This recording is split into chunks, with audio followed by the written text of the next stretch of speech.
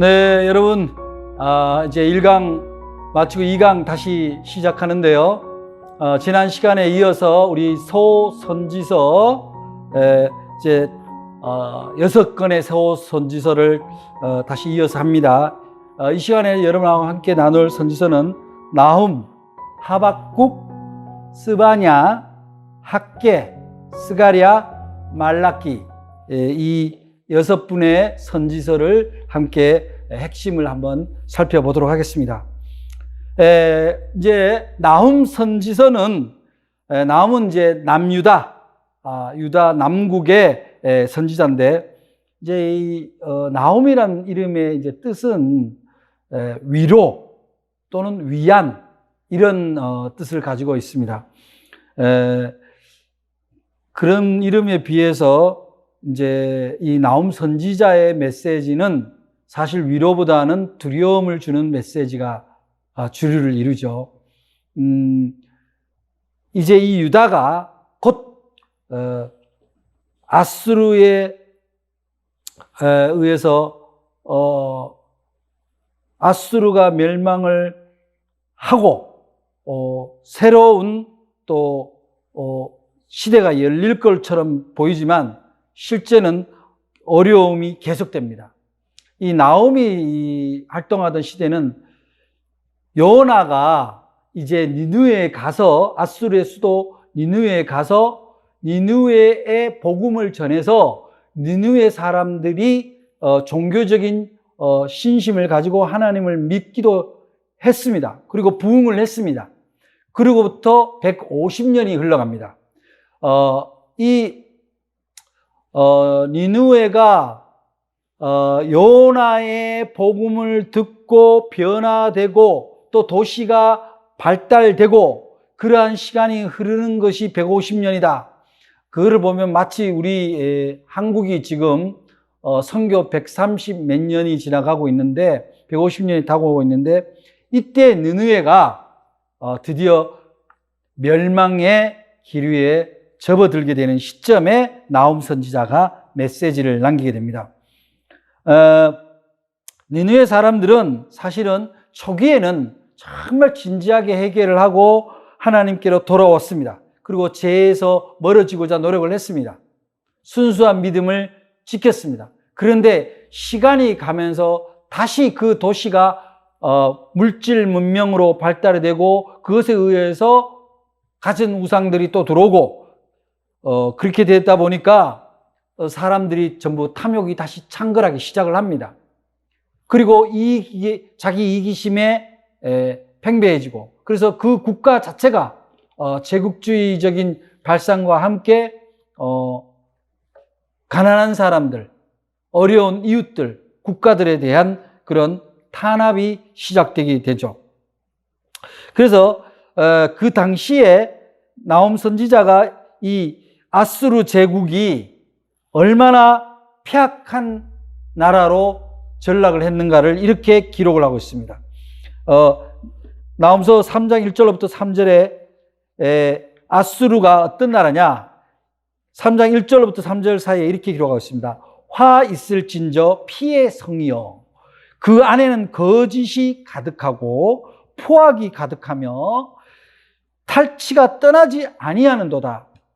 휙휙하는 채찍 소리, 윙윙하는 병거 바퀴 소리, 뛰는 말, 달리는 병거, 충돌하는 기병, 번쩍이는 칼, 번개 같은 창, 죽임 당한 자의 때, 죽음의 큰 무더기, 무수한 시체여, 사람이 그 시체에 걸려 넘어지니. 이거 무슨 얘기입니까? 전쟁이 횡행하고 있다. 사람을, 자기네들의 이익을 위해서 사람을 살해하고 죽이는 일이, 그 야만적인 행위가 그대로 기록되어 있는 것이 바로 3장 1절로 3절이죠. 거기에 대해서 하나님은 나훔 선지자를 통해서 이렇게 경고합니다.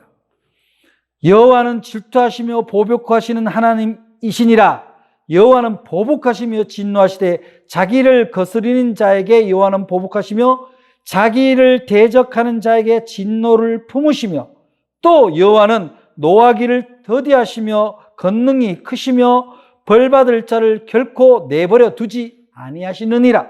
여호와의 길은 해오리 바람과 강풍에 있고 구름은 그의 발에 티끌이로다. 그리고 6절에 가면은 누가 능히 그의 분노 앞에 서며 누가 능히 그의 진노를 감당하랴. 그의 진노가 불처럼 쏟아지니 그로 말미암아 바위들이 깨지는도다.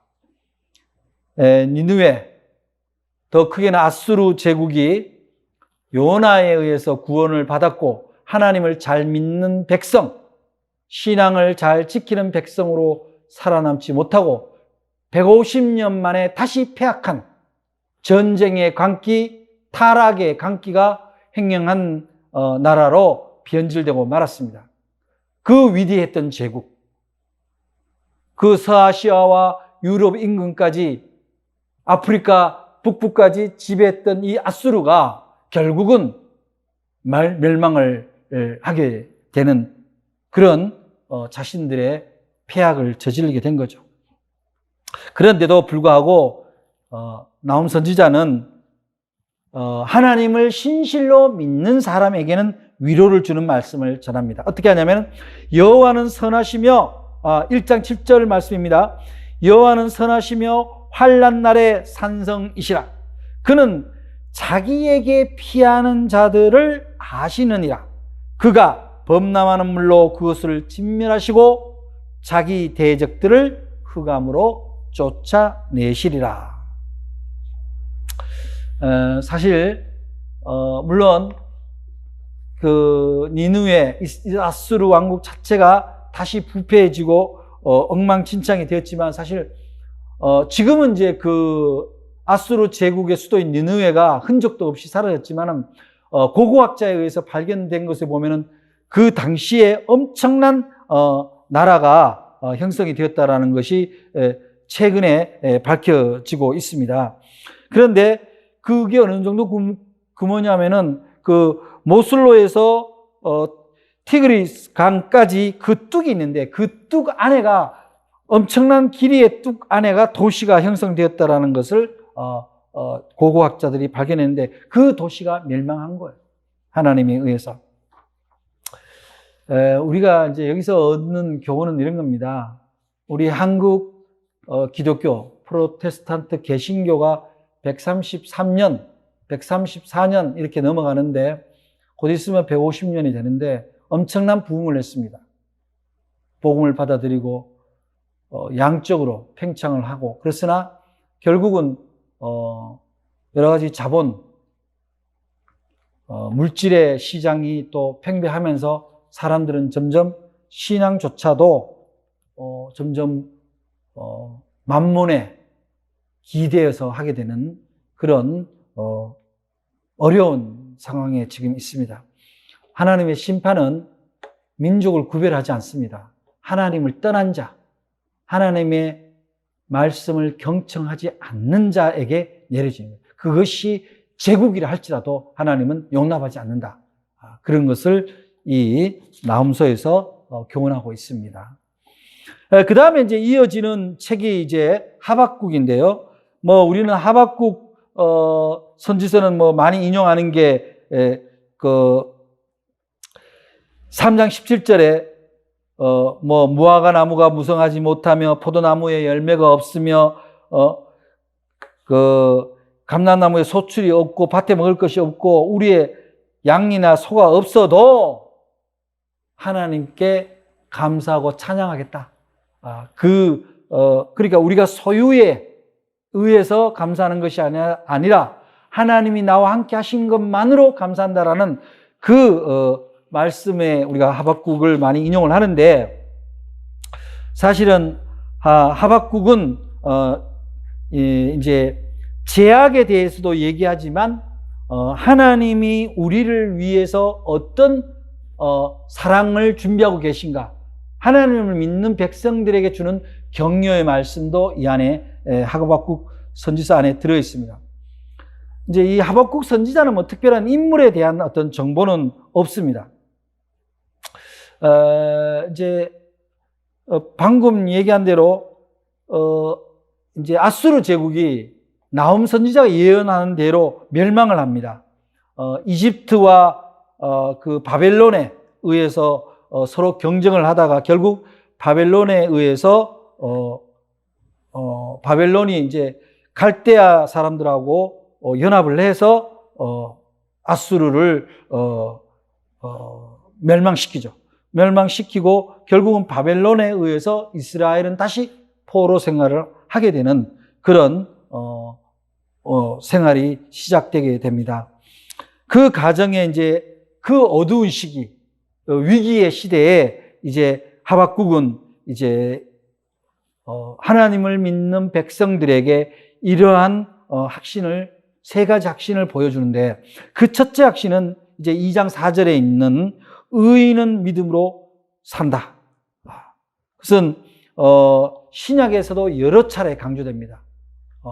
바울이 여러 차례 얘기를 하는데, 즉 하나님을 믿는 그 믿음으로 사는 거지, 세상에 주는 어떤 것으로 물질이나 어떤 명예나 그런 것으로 사는 게 아니다.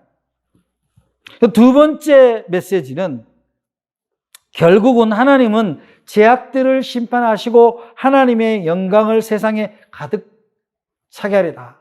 하나님의 영광이 가득 찬다는 것은 하나님을 믿는 백성들이 이 세상을 아름답게 밝게 바꾸어 갈 것이다. 하나님의 사자들이 그것을 의미하는 거죠. 그 다음 세 번째, 그러나 그것이 되기까지 그 죄 있는 사람, 하나님과 멀어지거나 하나님을 패역한 자들에게는 어떤 화가 있다. 근데 그 화를 받는 죄가 있다는 거예요. 그 죄가 뭐냐? 5가지 죄를 하박국 선지자는 분명히 적시해서 우리에게 알려주고 있습니다. 하박국 2장 6절로부터 19절 사이에 기록을 하고 있는데, 잠깐 함께 그 기록된 것을 한번 찾아서 보겠습니다. 우선 6절에 그 무리가 다 속담으로 그를 평론하여 조롱하는 시로 그를 풍자하지 않겠느냐. 곧 이르기를 화 있을진저 자기 소유 아닌 것을 모으는 자여 언제까지 이르겠느냐. 볼모 잡은 것으로 무겁게 짐진 자여. 이렇게 나옵니다. 이게 무슨 말이에요? 자기 것이 아닌 것을 불법으로 빼앗는 권력자들이에요. 부자들입니다. 그 다음에 9절에는 재앙을 피하기 위하여 높은 데에 깃들이려 하며 자기 집을 위하여 부당한 이익을 취하는 자에게 화가 있다. 이게 무슨 얘기야? 높아지고 사는 거예요. 자기가 재앙을 피하기 위해서 자기만의 울타리를 쌓는 거죠. 그것이 또 다른 우상인 거예요. 그것에 대해서 그렇게 하기 위해서 다른 사람에게 것을 빼앗거나 피해를 주는 것은 반드시 화를 받게 되어 있다. 12절에는 이렇게 나옵니다. 피로 성읍을 건설하며 불의로 성을 건축하는 자에게 하있을진저. 이건 뭡니까? 이 성은 물론 권력자의 성이기도 합니다. 그러나 오늘날 종교가 종교 자체만을 위한 어떤 건물을 지나치게 화려하거나 지나치게 비대하게 짓는 것에 대해서도 여기에 그 자체를 우상으로 보는 거예요. 그래서 그것도 건축하는 자에게 화가 있다. 신앙생활이 개개인의 하나님이 만날 수 있도록 집중하고 도와줘야 되는 것이 사제들이, 제사장들이 해야 될 일이라는 거죠. 그 다음 15절에 보니까 이웃에게 술을 마시게 하되 자기의 분노를 더하여 그에게 취하게 하고 그 하체를 드러나게 하는 자에게는 하시다. 술장사를 하거나 유흥업소를 해서 여성들을 대상으로 여성들을 거기에 투입을 시켜서 그런 음란과 술 취함과 그런 문란한 것을 하는 사람들은 다 화가 있다. 그 다음에 19절에는 이렇게 나옵니다.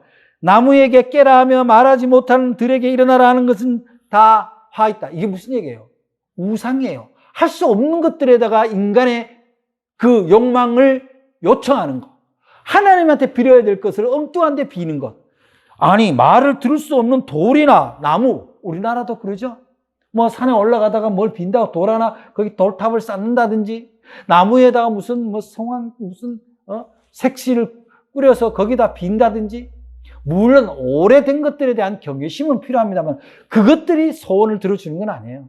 그런데 그렇게 잘못된 샤머니즘을 가지는 것도 화를 받는다 이 말이에요. 그렇지만 하나님은 결국 어떻게 해요? 그 중에 하나님을 경외하고 따르는 사람을 통해서 이 세상에 하나님의 영광을 나타내실 것이다. 그 출발이 누구냐? 바로 독생자 예수 그리스도입니다. 우리는 그분을 믿고 그분으로 인해서 세상에 하나님의 영광을 가득 차게 하기 위해서 우리의 신앙이 필요한 거고 우리가 쓰임을 받는 거라고 그렇게 믿으셔야 된다는 겁니다. 2장 20절에 주 여호와는 그의 거룩한 성전에 계신다 이 표현이 있는데, 물론 우리가 예배드리는 이 성전에 하나님이 임재하시는 거 옳습니다. 그렇게 저도 믿고 있습니다. 그러나 하나님은 교회 안에만 성전 삼는 게 아니다 이 말이죠. 하나님은 우리들의 삶 현장 어디에나 우리가 하나님을 모시는 그 자리가 바로 성전이 된 거예요. 하나님을 모시는 자리에 있다면 하나님은 모든 사건들로부터 피해 있으시거나 떠나가지 않는다. 관심을 버리지 않는다. 우리가 하나님을 믿고 하나님과 함께 이 자리에 있다면 이곳이 뭐가 되는 거예요? 하나님의 성전이에요. 그렇다면 하나님은 우리의 일에 대해서 우리가 살아가는 문제, 우리 세상의 문제를 내버려 두지 않는다. 관심을 갖게 된다라는 이야기입니다. 그런데 오늘날 우리가 세상의 어떤 환경을 보고 하나님을 놓쳐버리면, 거기에 도취되거나 거기에 두려움에 쌓여버리면 결국 하나님의 관심조차도 우리가 놓칠 수가 있다. 하박국 선지자는 그런 얘기를 하는 거예요.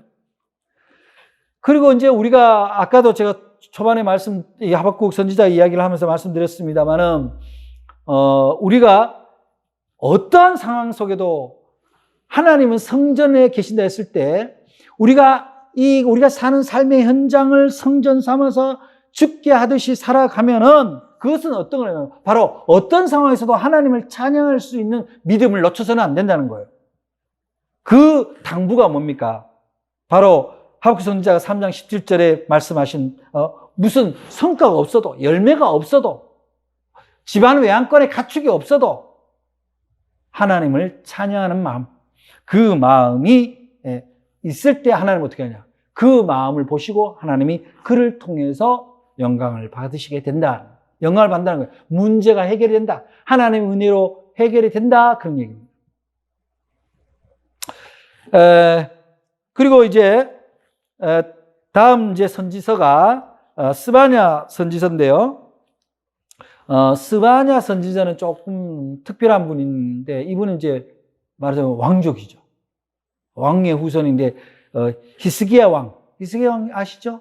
하나님께 이스라엘의 부패된 종교를 개혁하기 위해서 자신의 생명의 시간을 연장해 달라고 해서 그 생명의 연장된 시간으로 이스라엘의 종교를 개혁하고 새롭게 하나님의 성전을 이렇게 준비했던 그 왕의 4대손, 그게 그 히스기야 왕의 고손자죠. 이제 이분이 사역은 이제 요시야 왕 초기인데, 요시야 왕은 원래 이제 히스기야 왕 중에 말하자면은 세 아들이 있었는데, 그 세 아들 중에 세 자손이죠. 세 아들. 세 자손 중에 첫째, 둘째는 조금 폐악했는데, 이 셋째 요시야는 그래도 하나님에 대해서 헌신하기로 그렇게 결심을 해서 16살에 임금의 즉위를 하게 되죠. 그리고 그 우상들을 다 끌어내립니다. 자기 선대들이 잘못했던 거를, 히스기야 할아버지 히스기야 왕이 했던 거를 다시 어지럽힌 것들이 이제 요시야가 다시 성전을 재건하고 유월절을 다시 지키도록 영적인 개혁을 시작했는데, 그런데 그렇게 해서 사실 개혁이 된 것처럼 보였어요. 그런데 스바냐가 볼 때는 완전히 돌아오지 않았던 거예요. 이스라엘 백성이 요시야 왕의 그 신심을 다 따라오지 못하고 겉으로는 왕이 시키니까 가지만 속으로는 아직까지 엉뚱한 신앙들을 갖고 있는 그런 것을 보고 형식적 신앙을 갖고 있는 것에 대해서 스바냐는 탄식을 하게 되는 거죠. 그래서 스바냐는 1장 2절에서 아주 강력한 어조로 경고 메시지를 보냅니다. 여호와께서 이르시되 내가 땅 위에서 모든 것을 진멸하리라. 이제 이 말하자면 바벨론 사람들에 의해서 유다에 임하는 그 심판에 관해서 이제 스바냐 선지자는 지속적으로 언급을 하게 됩니다. 근데 왜 심판이 옵니까? 왜 이스라엘의 심판이 오게 됐을까요? 1장 17절에 이렇게 기록하고 있습니다. 내가 사람들에게 고난을 내려 맹인같이 행하게 하리니 이는 그들이 나 여호와께 범죄하였음이라. 또 그들의 피는 쏟아져서 티끌같이 되며 그들의 살은 분토같이 된다. 굉장히 무서운 얘기예요. 자, 히스기야 왕이 하나님께로 돌아오도록 종교 개혁을 했는데 그 다음에 그 후손의 왕 두 세대에 걸쳐서 또다시 하나님을 믿는 것보다 우상을 섬기고 만몬을 섬기는 그런 엉뚱한 짓거리들을 하다가 다시 4대손 요시야 왕이 다시 개혁을 했는데도 불구하고 온전히 도래하지 않았다. 완전히 하나님께로 회심하지 않았다는 거죠. 우리가 신앙생활을 하면서 교회 주일날 교회 나오지만 바깥에 나가서는 그냥 안 믿는 사람과 똑같이 할지 안 할지 다 하고 마실 거 안 마실 거 다 마시고 놀 거 안 놀 거 다 놀고 욕심 낼 거 안 낼 거 다 내고 그렇게 산다는 거는 뭐예요? 하나님께 완전히 돌아온 게 아니라는 거죠.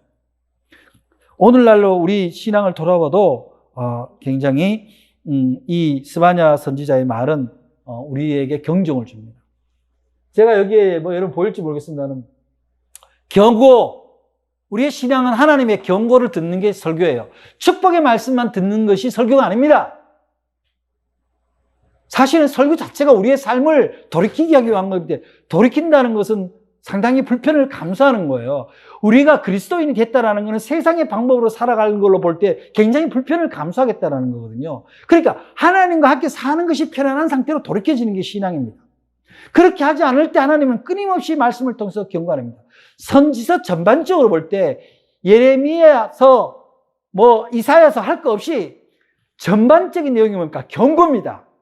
너희들 그렇게 살면 안 돼. 하나님 믿는다고 하면서 세상 탐욕을 따라가고 세상의 방식을 따라가고 주의 사자의 말을 안 듣고 예배를 피하고 그러면 그랬을 때 진멸한다는 얘기거든요. 그가 누구든지 간에 그가 제국이든지 간에 하다못해 그냥 일반 사람이든지 간에 하나님의 경고를 경청하고 하나님께 경외하는 마음을 다시 가지고 경건한 삶을 산다. 이게 제가 얘기하는 사경의 삶이에요. 여러분들이 설교를 듣는 것은 여러분의 삶의 방식을 바꾸는 경고를 듣는 겁니다. 그리고 그것을 들으면 하나님을 높이는 마음을 가져야 돼요. 예배 때만 아멘 하고 돌아서서는 무슨 말씀을 했는지도 잊어버리지 않는, 그건 하나님을 무시하는 거죠. 말씀을 무시하는데 어떻게 삶이 바뀌겠습니까? 그렇지 않습니까? 그 경외심을 가지고, 경건은 뭐예요? 하나님과 이웃에게 똑같이 하는 게, 사람에게도 죽게 하듯이 하는 것이 경건이에요. 주님한테 함부로 하면서 사람한테 잘할 수 있나요? 못해요. 사람한테 함부로 하는 사람이 하나님한테 잘한다고 얘기하면 하나님이 기뻐하시나요? 우리의 신앙은 경건을 회복하지 않으면 안 됩니다. 예배에서만 경건이 아니라 삶의 자리에서 경건이 될 때 우리의 삶이 일관된, 연결된 예배가 되는 것입니다. 그래서 스바냐 선지자는 백성들에게 이렇게 요청합니다. 2장 1절부터 3절에 보면 이렇게 합니다. 모일지어다 모일지어다 이렇게. 근데 어떤 사람은 수치를 모르는 백성들, 부끄러움을 모르는 거예요. 하나님을 없이 살아가는도 당당하다는 사람, 부끄러움을 모르는 거예요. 자기 뿌리를 모르고 영적인 근거지를 모르고 살아가는 게 창피한 줄 모르는 사람들은 모여라 이거예요. 모여라. 우리가 주일마다 예배를 드리고 수요일마다 예배를 드리고 금요일마다 기도회를 하는 이유는 뭡니까? 우리가 하나님을 놓쳐버릴까 봐 그 부끄러움을 갖지 않기 위해서 모이는 거예요. 그 다음에 두 번째는 명령이 시행되어 날이 겨같이 지나가기 전에 하나님의 진노가 너에게 내리기 전에 여호와의 분날이 너에게 이르기 전에 그리해라. 모여라는 겁니다. 3절 말씀에 이렇게 나옵니다. 여호와의 규례를 지키는 세상의 모든 겸손한 자들아 너희는 여호와를 찾으라 이렇게 나옵니다. 그리고 세 번째 공의와 겸손을 구하라 이렇게 나옵니다. 그러니까 스바냐가 백성들에게 요청하는 것은 첫 번째는 모여라. 여기서 모여라는 것은 꼭 예배당을 의미하는 것이 아니에요. 하나님 앞으로 모여라. 하나님 앞으로. 거기가 어디든지 하나님 앞으로 모여라. 내 생각을 하나님 앞으로 모아라. 우리 공동체가 해야 될 일을 하나님 앞으로 모여라. 그리고 예배를 드리듯이 그 일을 하나님께 구해라. 그런 얘기입니다. 그 다음에 찾아라. 공의와 겸손을 구해라. 그러면 어떻게 하시냐? 여호와의 분노의 날에 숨김을 얻는다. 피할 길을 주신다. 여러분들 명심하셔요. 여러분들이 이 스바냐 선지자가 이스라엘이 마치 요시야 왕에 의해서 신앙이 회복되는 것 보였지만 실제로 껍데기만 그렇지 실제 백성들의 내심에는 아직도 멀었다는 생각이 들었던 거예요. 그랬을 때 요청한 사항입니다. 그러면은 결국은 그것이 안 됐기 때문에 바벨론에 의해서 멸망하고 포로가 되었겠죠. 그러나 우리가 진짜 어떤 제국이나 세상의 포로가 안 되기 위해서는 하나님 앞으로 모으고 마음을 모으고 하나님을 찾고 공의와 겸손을 구하는 거예요. 공의와 겸손이라는 건 뭐예요? 하나님 입장에서 볼 때 정의가 구현되어야 되는 거예요. 정의라는 건 뭐예요? 억울한 피해자가 없는 게 정의입니다. 억울한 피해자가 없는 것이. 함께 하는 게 정의예요. 그 다음에 뭡니까? 겸손은 하나님한테는 다 겸손하죠. 하나님을 믿는다면. 근데 사람한테 겸손하지 않은 사람들이 많아요. 가끔씩 우리 예수 믿는 사람들이 어떤 하나님의 말씀을 다른 사람한테는 잘 적용을 하는데 자기한테 비출 때는 조금 인색하지 않나 그런 사람이 종종 보여요. 가끔 TV 뉴스에 나오는 일부 목회자들도 어떤 정부 방침이나 방역에 대해서 지나치게 그렇게 분노를 쏟아내거나 전혀 엉뚱한 주장을 하는 거는 겸손하지 않아서 그래요. 겸손하면은 사람의 마음을 감동을 주지 화를 불러일으키겠어요? 아무쪼록 이 스바냐 선지자가 얘기한 이 세 가지는 오늘날에도 그대로 적용이 된다. 하나님 앞으로 모으고 하나님을 찾고 공의와 겸손을 구하면 피할 길을 준다. 그 다음 네 번째 이제 학계 선지자를 보겠습니다. 선생님 보면은 대부분의 이제 제가 여러분 앞에 강의하는 이 12선지서 중에 외에도 이제 구약의 선지자들은 포로 생활에 어떤 이전에, 그래 바벨론의 포로 이전의 설교들이 상당수를 이루고 있다면 포로 기간 동안, 바벨론 포로 기간 동안 한 사람은 이제 에스겔하고 다니엘이죠. 근데 그 이후에 포로 생활 이후에서 돌아와서 남아있는 사람들이 왔을 때 이제 선지자의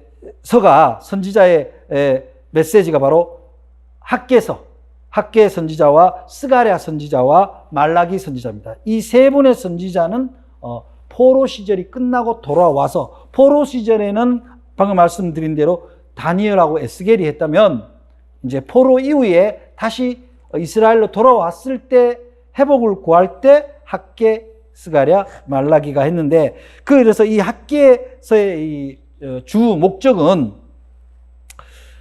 돌아왔으니까 이제 하나님의 성전, 예배를 드릴 수 있는, 제사를 드릴 수 있는 성전을 다시 건축을 하도록 백성들을 격려를 합니다.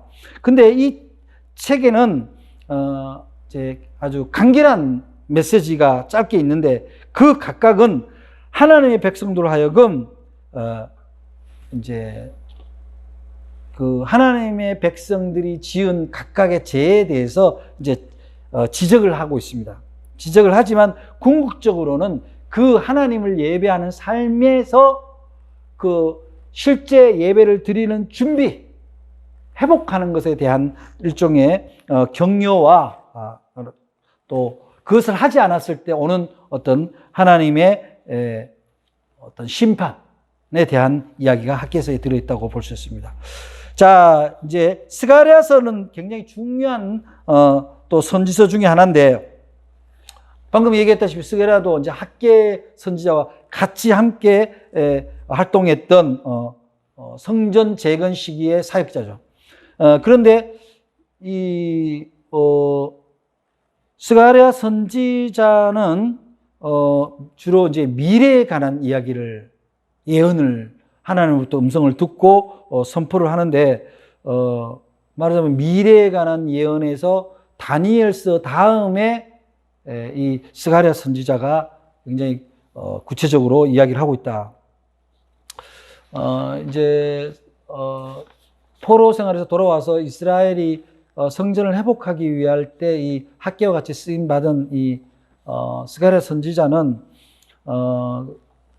희망을 주는 건데, 그 희망이 뭐냐면은 앞으로 우리를 통치하게 될 메시아가 온다는 희망이에요. 구세주가 온다라는 희망입니다. 이 당시 사실 이스라엘이 돌아오게 된 것은, 이스라엘 백성들이 포로에서 돌아오게 된 것은 자기네들의 능력에 의해서 돌아왔다기보다는, 물론 그것이 큰 그림으로 보면 하나님의 역사지만, 어떤 이방 통치자의 어떤 정책적인 어떤 배려에 의해서 이게 돌아오게 된 거죠. 그래서 여전히 가난하고 늘 불안한 그런 상태였습니다. 그래서 그들의 또 직간접적인 지배를 받아야 됐고, 그래서 스가랴는 지금 우리 형편이 이렇지만 언젠가는 반드시 우리들을 통치하실 메시아가 올 거다. 그래서 그렇게 되려면 하나님을 믿는 이스라엘 백성들이 더 이상 죄의 수렁에 빠지지 말고 믿음을 잘 지키고 있는 게 필요하다. 그것이 그렇기 때문에 그 믿음을 지키는 한 공동체와 예배의 성소로서 성전 재건은 반드시 필요하고, 거기에 참여를 하기를 이제 학개 선지자와 같이 그렇게 얘기를 하는 거죠. 근데 이제 학개 선지자는 그런 제약에 대해서 얘기를 하고, 그러니까 성전 건축에 함께 참여를 해야 된다, 재건에 참여해야 된다는 것을 독려하는 선지자였다면, 스가랴는 그것 이후에를 얘기를 주로 해줍니다. 미래에 대해서 예언을 하는 거죠. 미래의 청사진을 이스라엘 백성들에게 주는데, 오실 메시아에 대해서 메시아인데, 이사야 선지자가 가장 구세주 예수 그리스도의 오심에 대해서 가장 구체적으로 했다면, 스가랴도 그 못지않게 아주 구체적으로 오실 메시아에 대해서 말씀을 하고 있어요. 제가 이제 찾아본 바에 의하면은 스가랴서에 나타난 어떤 메시아에 관한 예언, 그 예언과 성취가 신약과 구약을 이렇게 연결할 수가 있는데, 우선은 스가랴 선지자가 예언한 것이 이렇게 나와요. 스가랴 9장 9절에 겸손한 왕이 오시리라 이렇게 예언을 합니다. 시온에 따라 크게 기뻐할지어다. 예루살렘에 따라 즐거이 부를지어다. 보라, 내 왕이 내게 임하리니 그는 공의로우시며 구원을 베풀며 겸손하여 나귀를 타나니 나귀의 작은 것 곧 새끼 나귀니라. 여러분, 예수님이 나귀를 타고 예루살렘에 입성하는 거 여러분 잘 아시죠? 그게 마태복음 21장 4절부터 5절에 나오는 말씀이거든요. 선지자로 하신 말씀을 이루게 하시기 위해서 시온에 따라 이르기를 내 왕이 임하셨으니 그는 겸손하고 나귀 또 멍에를 매는 짐승의 새끼를 탔다. 이렇게 예수님이 멍에를 매는 나귀를 탔다. 왕이 나귀를 탔다라는 것은 지극히 겸손한 거예요. 장군도 큰 말을 타고 가마를 타는데. 그 다음 두 번째는 뭐냐면 주님이 명한 토기장의 밭값에 대한 이야기, 비유가 납니다. 스가랴서 11장 12절에 보면은 이렇게 합니다. 내가 그들에게 이르되 너희가 좋게 여기는 내 고가를 내게 주고 그렇지 아니하거든 말라. 그들이 곧 은 30을 달아서 내 고가를 삼은지라. 여호와께서 내게 이르시되 그들이 나를 헤아린 바 그 준가를 토기장에게 던지라 하시기로 내가 곧 은 30을 여호와 전에서 토기장에게 던졌다. 그런데 여기 마태복음 20장 9절로 10절에도 그 얘기를 그대로 해서 돈을 던지는 장면이 나와요. 그게 뭡니까? 하나님의 독생자가 올 때 돈으로 파는 게 있어요. 누굽니까? 유다죠. 유다가 은 30에 예수를 팔잖아요. 이루어진. 그 다음에 스가랴서 12장 10절에는 찌른 자를 보리라 라는 주제로 나오는데, 이거는 무슨 얘기냐면은 장자, 그를 위하여 통과하기를 장자를 위하여 통과하리로다. 그들이 찌른 바 그를 바라보고 그를 위하여 애통하기를 독자를 위하여 애통하듯 하며, 이거는 일종의 예루살렘에 온 구세주 예수가, 이제 독생자 예수가 찔림을 받는 장면을 얘기를 하는 거죠. 그 찌른 자를 보리라. 그게 뭡니까? 빌라도가 아니라 사실은 이스라엘 백성이 예수를 찔른 거나 마찬가지거든요. 거기에 대한 이제 예언이 12장 10절에 나오고, 그 다음에 13장 6절에는 영접지 않음에 대한 하나님의 상처가 기록되어 있습니다. 혹이 그에게 묻기를 내 두 팔 사이의 상처는 어찌미냐 하면 대답하기를 이는 나의 친구의 집에서 받은 상처라 하리라. 그런데 사도 요한이 요한복음 1장 11절에서 뭐라 그래요? 자기 땅에 오매 자기 백성이 영접지 아니했다. 하나님의 상처. 하나님 또 상처를 받으신다. 하나님이 하나님의 백성을 위해서 왔는데 하나님의 백성이 하나님을 찔러요. 내쳐요. 그 다음에 이제 13장, 스가랴서 13장 7절에서는 어떤 예언이냐면은 만군의 여호와가 말하노라 칼아 깨어서 내 목자 내 짝된 자를 치라. 목자를 치면 양이 흩어지려니와 작은 자들 위해서 내가 내 손을 들이우리다. 이제 이것이 복음서에서 마태복음에서 20장 31절 때 예수께서 제자들에게 이르시되 오늘 밤에 너희가 다 나를 버리라. 기록된 바 내가 목자를 치리니 양의 떼가 흩어지리라 하는. 무슨 말씀입니까? 결국은 예수님이 에게 찌름을 하고 그 예수의 제자들마저도 다 흩어지는 것을 이미 스가랴 선지자는 이미 예언을 하고 있다는 겁니다. 그 다음에 그것이 이제 목자를 치는 비유입니다. 그 다음에 스가랴 14장 3절로부터 8절에 보면은 이제 어떤 내용이냐면 다시 밤이 없고 빛이 있으리라 그렇게 나옵니다. 예수님이 십자가에 달려서 찌름을 받고 왔을 때 상처받고 또 찌름을 받고 예수님의 양떼들이 흩어지는 아픔이 있었지만 결국 예수님은 죽음을 이기시고 부활하셔서 이 땅에 하나님의 영광을 나타내는 백성들로 삼게 되는 거죠. 그래서 주님은 우리에게 얘기하시잖아요. 너희는 빛이라. 너는 세상의 등불이다. 그래서 이 세상에 우리의 영원한 빛이신 예수님과 그 빛을 우리가 전하는 우리들이 결국은 다시 밤이 없고 강명한 세계에 우리가 성취를 이룰 수 있게 된다라는 그런 스가랴의 메시아에 대한 예언입니다. 이제 마지막입니다. 말라기를 보도록 하겠습니다. 말라기 선지자는 이제 우리가 잘 아는 대로 구약의 마지막 선지자인데요. 이제 이 말라기는 이제 이스라엘이 바벨론 포로에서 돌아와서 100년 이후에 일어난 상황을 보고 말라기가 이제 기록을 남기고 설교한 기록인데요. 결국은 이스라엘 백성이 학개와 스가랴에 의해서 계속 변화되고 요구를 하고 그렇게 했지만 또 세월이 흐르면서 그들은 다시 타락했습니다. 그 타락이 이제 뭐냐면 말라기가 볼 때 도덕적 종교적 타락이 더 심화됐다. 그래서 말라기 선지자의 이야기는 이스라엘의 도덕적, 종교적 타락을 핵심에 두고 거기에 대한 메시지를 던지고 이제 결국은 심판하러 오실 메시아와 새 시대에 다시 동이 틀 것이다. 이제는 너희들로서는 안 된다. 결국 구세주가 와야 된다라는 메시지를 하죠.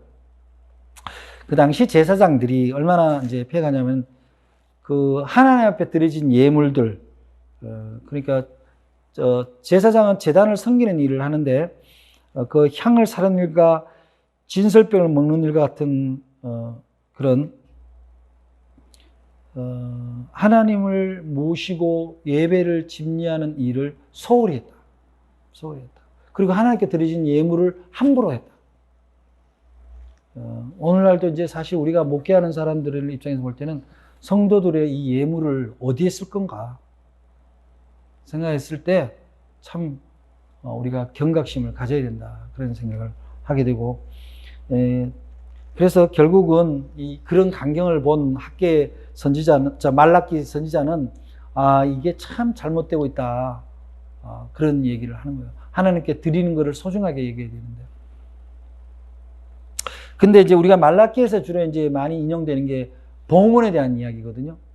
11조 봉헌에 대해서 이제 하나님이 말라기를 통해서 말씀을 하시게 되는데, 하나님께 봉헌한다라는 그것은 일종의 뭐예요? 삶에 우리가 물질이 귀하지 않은 사람이 누가 있겠어요? 자기 돈이 아깝지 않은 사람이 누가 있겠어요? 그러나 가장 귀한 것을, 여기서는 봉헌이라는 의미가 꼭 돈만을 얘기하는 건 아니에요. 근데 사람들은 다 돈을 귀하게 여기거든요. 또 자기가 가진 재능을 돈 버는 일에는 열심히 쓰는데 주님의 일을 할 때 자기 재능을 쓰는 일에는 또 인색하거든요. 이런 것들에 대한 일종의 경고라고도 할 수 있습니다. 그래서 이제 우리가 여러분들 다 신앙생활하고 특히 이 뭐 사경의 이 말씀을 들을 정도면 다 11조 생활 하시는 분이라고 생각은 됩니다만은 이 11조에 대한 이제 우리가 성경 말씀을 우리가 좀 잘 해석을 해야 돼요. 말라기 3장 8절로부터 10절에 이렇게 나옵니다.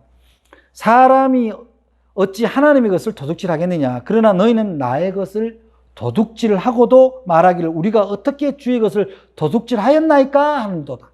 이는 곧 11조와 봉헌물이라. 너희 곧 온 나라가 나의 것을 도둑질하였으므로 너희가 저주를 받았느니라. 만군의 여호와가 이르노라. 너희의 온전한 11조를 창고에 들여 나의 집에 양식이 있게 하고 그것으로 나를 시험하여 내가 하늘 문을 열고 너희에게 복을 쌓을 곳이 없도록 붙지 아니하나 보라. 이게 무슨 얘기입니까? 제발 물질 때문에 하나님께 드리는 것과 하나님의 일을 하는 것에 인색하지 말란 얘기예요. 그렇게 해놓고 하나님 앞에 드려놓고 하나님이 나한테 복을 쏟아주나 안 주나 한번 보라는 거예요. 아니 성경이 우리한테 시험을 걸잖아요. 시험을 걸 때는 한번 투자를 해보는 거지. 1.1획도 틀림이 없고 모든 것을 하시는 하나님의 말씀을 선지자가 전하는 건데 우리가 가끔씩 믿음이 연약할 때 11조를 떼먹을 때가 있거든요. 그러면 안 돼요. 11조는 하나님하고 흥정하는 거나 하나님한테 내가 세금 내듯이 적당히 이렇게 떼서 주는 게 아니에요. 의무가 아니라 그것은 하나님의 사랑을 내가 받았으니 내가 하나님의 청지기로서 하나님이 준 것들을 그것이 돈이든 건강이든 재능이든 시간이든 생명이든 간에 하나님에게로 왔으니 하나님께 내가 구별해서 드리고 그 구별해서 드리는 것이 또다시 하나님의 나라를 확장하고 하나님의 백성을 구원하는 데 쓰이도록 내가 참여하고 인정하는 거거든요. 내가 하나님한테 받았다고. 그래서 예수님은 마태복음 23장 23절에서도 어떤 종교인들의 허례허식에 대해서 이제 얘기를 할 때 어떤 사람들은 이거를 잘못 해석할 수가 있어요. 마태복음 23장 23절에 예수님이 이렇게 말씀하시거든요. 화 있을진저 외식하는 서기관들과 바리새인들이여 너희가 박하와 해양과 근처에 11조는 들이되 율법에 더 중한 바 정의와 긍휼과 믿음은 버렸도다. 그러나 이것도 행하고 이렇게 합니다. 뭐요? 하나님 앞에 박하와 향과 근처에 11조를 드리는 것도 행하라고 전제를 하는 거예요. 그냥 내가 바깥에 나가서 세상에 나가서 내가 정의를 부르짖고 내가 옳다라고 소리 지르는 것이 아니라 그 경건함, 하나님 앞에 소중한 것을 먼저 떼어놓는 그 자세로부터 공의를 실천하라. 근데 그 당시 이스라엘 백성은 그런 형식적인 예배와 예물은 드렸지만 그 공의와 긍휼을 저버렸다. 그 점을 예수님이 책망하는 거죠. 그러니까 이것도 행하고 저것도 버리지 말아요. 그래서 우리는 하나님 앞에 11조 예물을 드리는 것을 무슨 어떤 내 형편에 따라서 흥정하는 게 아니라 드려야 된다. 잠깐만 제가 제 간증을 하나면, 제가 평신도 시절에, 집사 시절에 출판을 하다 수억의 빚을 졌습니다.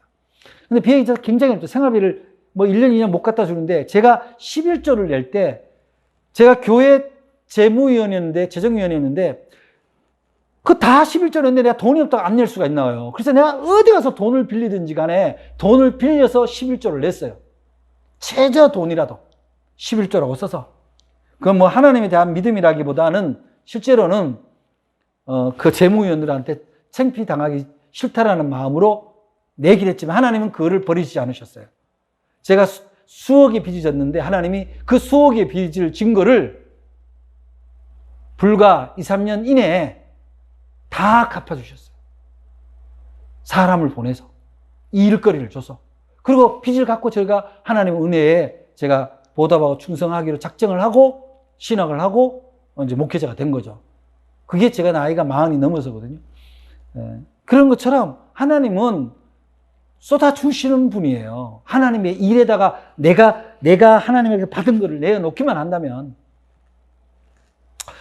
그래서 이 말라기 끝부분에는 이제 하나님이 충성된 자에게 주시는 약속과 죄인들에게 주는 경고가 동시에 들어있습니다.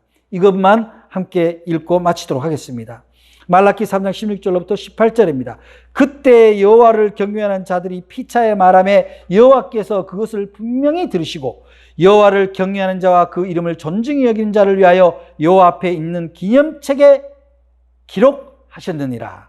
만군의 여호와가 이르노라. 나는 내가 정한 날에 그들을 나의 특별한 소유로 삼을 것이요 또 사람이 자기를 섬기는 아들을 아낌없이 내가 그들을 아끼리니 그때 너희가 돌아와서 의인과 악인을 분별하고 그 하나님을 섬기는 자와 섬기지 않은 자를 분별하리라. 12분의 선지자의 선지서는 결국은 뭡니까? 하나님의 경고, 하나님으로부터 멀어지고 패역한 삶으로부터 돌아오라는 경고를 경청하고 다시 하나님을 경외하며 경건한 삶.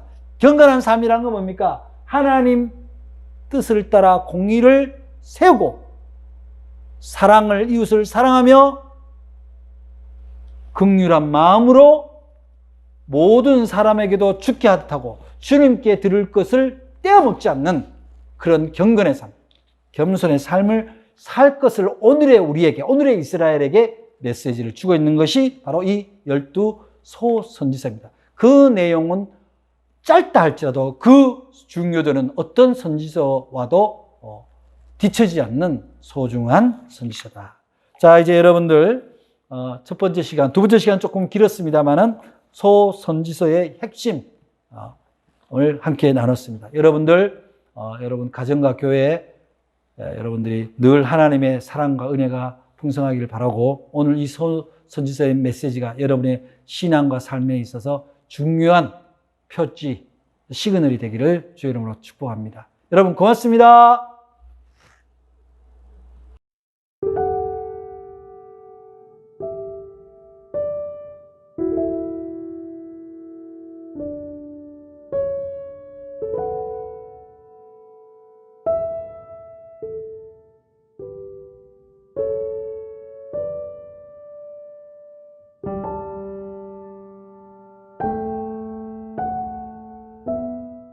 네, 안녕하세요. 시흥에서 씻으며 목회하는 사랑영광교회 김윤환 목사입니다. 여러분들과 함께 시와 말씀 한 수를 나누는 시로 듣는 신앙의 새 시간이네요.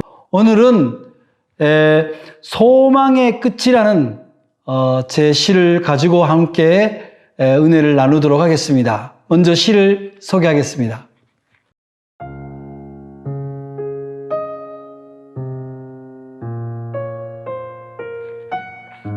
소망의 끝.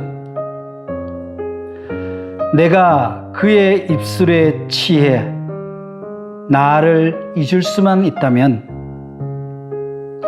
내가 그의 사랑에 취해 내 사랑의 열망마저 포기할 수 있다면, 내 말이 곧 그의 말이 되고 내 사랑이 그의 사랑으로 드러난다면, 내 여린 소망도 생명도 무아의 충만에 이르는 완전한 사랑, 그 꿈 같은 꿈.